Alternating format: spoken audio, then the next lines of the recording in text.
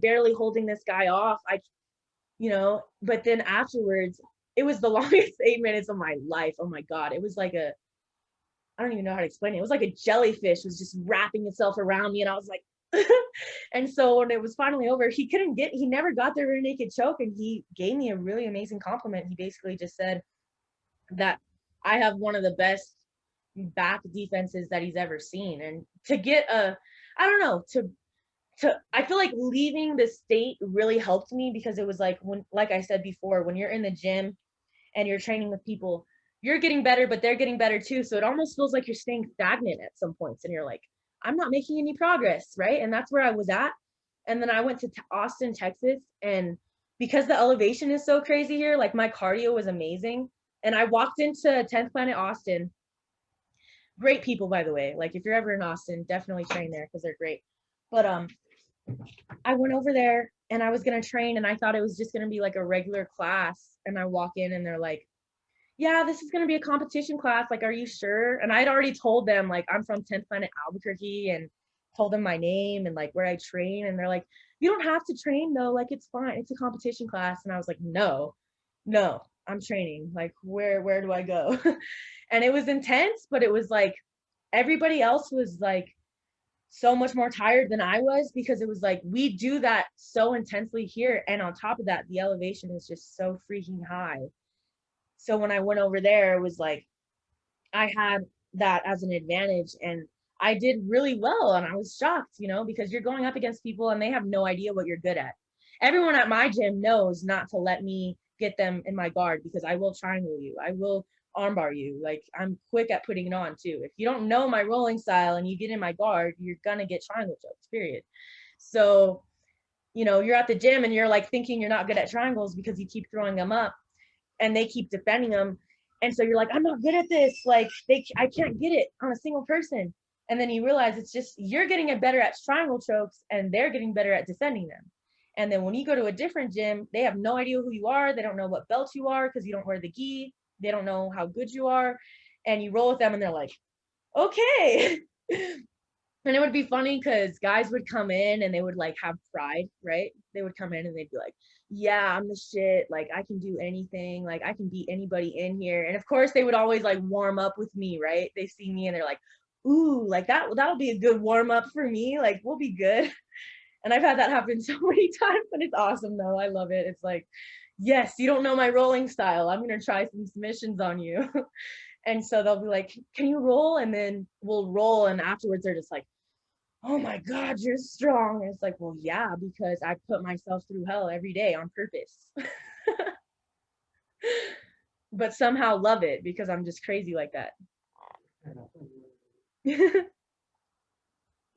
it's like I can't relate to the jujitsu and fighting and doing that all the time, training. But I run every day, so it's like Yeah. I'd get off work after 7 or 8 hours on my feet there, and I just go run for an hour, run for even a half hour or whatever, even if it's only 10 minutes, run 1 mile, and I just get that endorphin release, Yeah. and it just releases everything from the day. I just leave it out there on the street.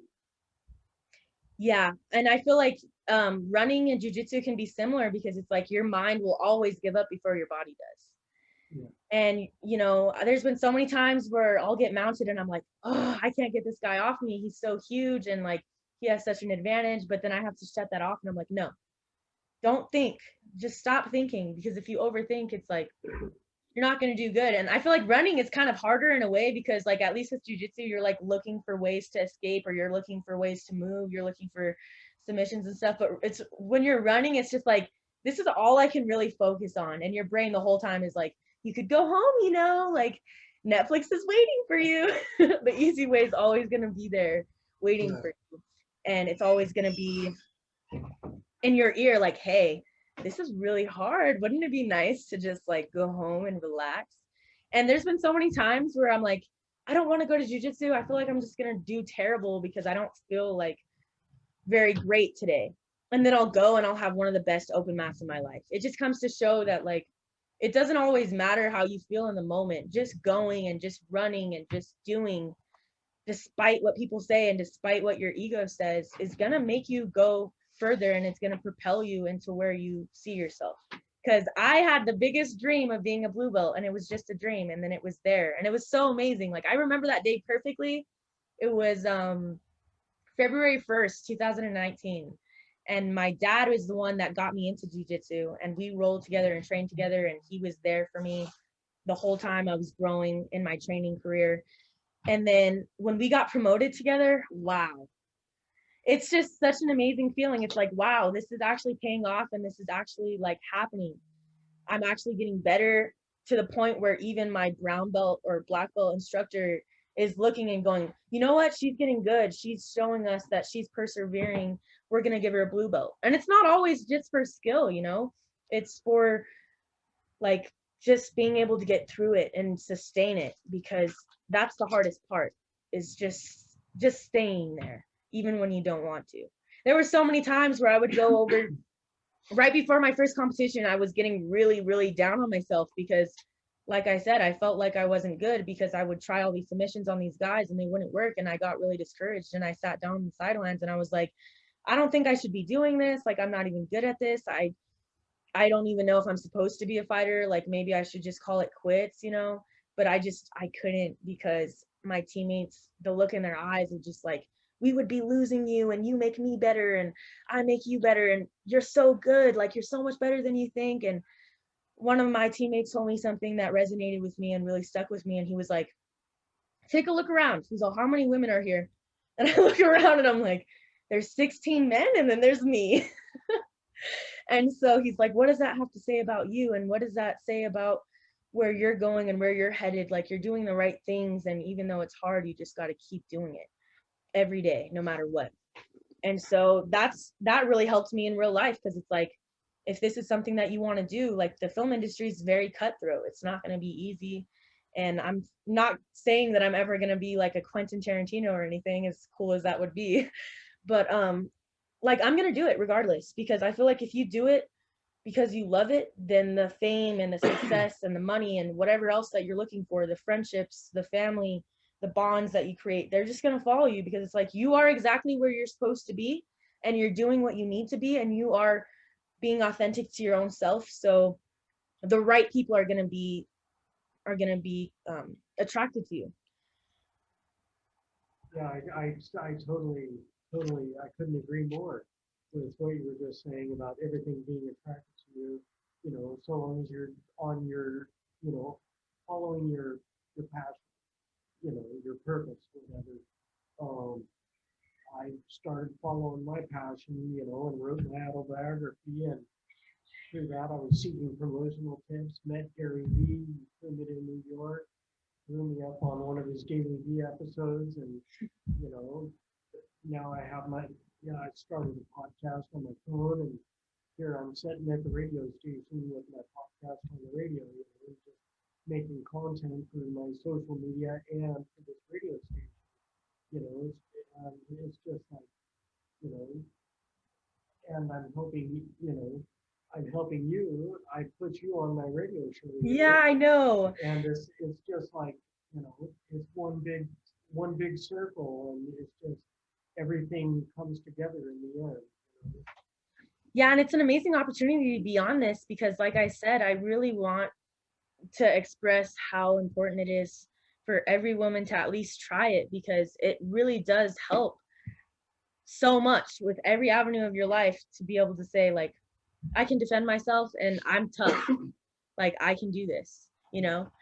And I really want more women to train, because I like, we still have women, but a lot of times when I go train, I'm still like the only woman there, or the second woman there. So to have more women training would be amazing. And I feel like that's why I really put myself out there when I saw those comments, because I was like, I want to I want to put it out there, like, how amazing it is, because it's just so great that if it helps me this much, it might help somebody else. So like, even if only one person on here was like, wow, that sounds really intriguing what she's saying, I'm gonna go try it out. Even if it's not jujitsu, if it's anything, I feel like it's important to put yourself out there and to do things. And it makes it hard, you know. And I found myself in a really dark place, because when the pandemic happened here, New Mexico was one of the most strict states.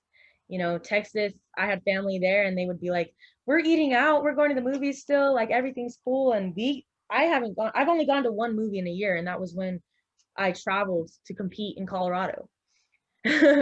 So not I wasn't able to train that whole time, and it almost felt like a period in my life where it was like I was supposed to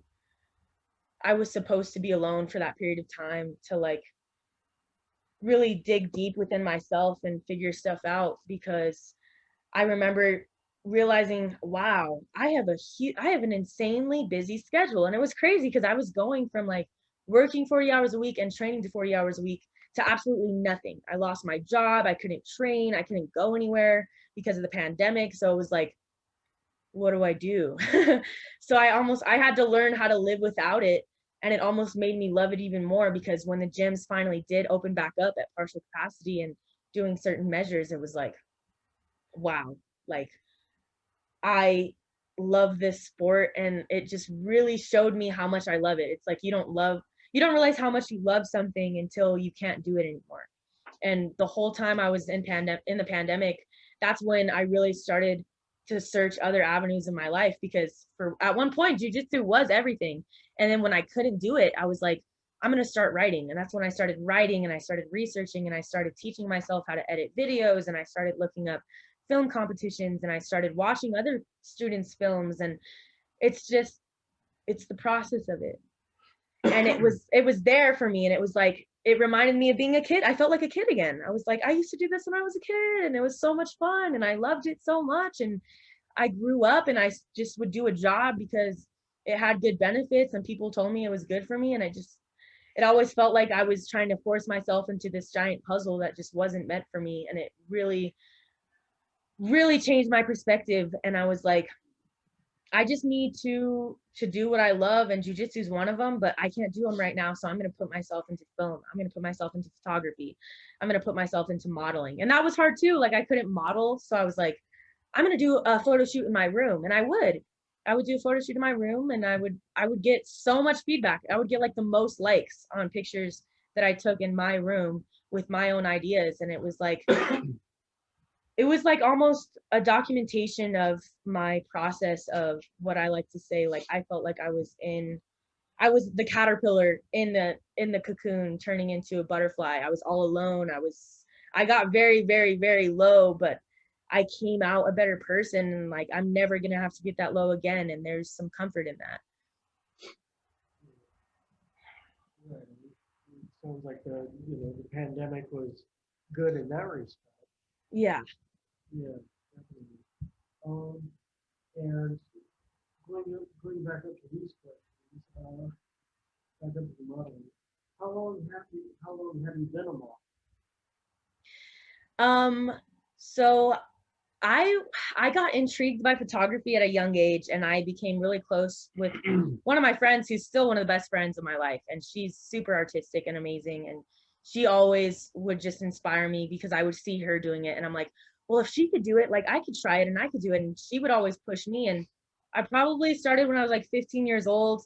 She had this really gorgeous like white dress that was kind of old. It was like from the 50s, and I tried it on, and she was like, let's go take pictures. And it was like a summer day, and we took pictures, and I was like shocked. I was like, is that really me? Like, are these pictures like real? Like, these actually are good. I like these. And photographs are just so amazing because you capture a moment in time that you can never ever get back.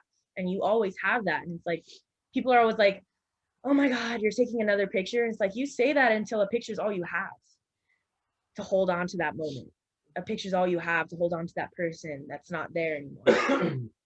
And so it's just a form of expression for me. It's like when I'm in front of the camera, I can just let go and I can show any emotion because the camera is going to capture what it needs to, and the audience is going to see what they want to see. And I've been really trying to be more artistic in that way. And it also, you know, I got bullied a lot growing up, and I got made fun of for how I look and like my body too. So that was another way for me to step out of my comfort zone. Was I didn't like to be in front of the camera. And then I did that one photo shoot, and then I started getting photographers reaching out to me, coming out of the woodworks, like, hey, can we do this? Or I want to do this photo shoot with you. Can we do that?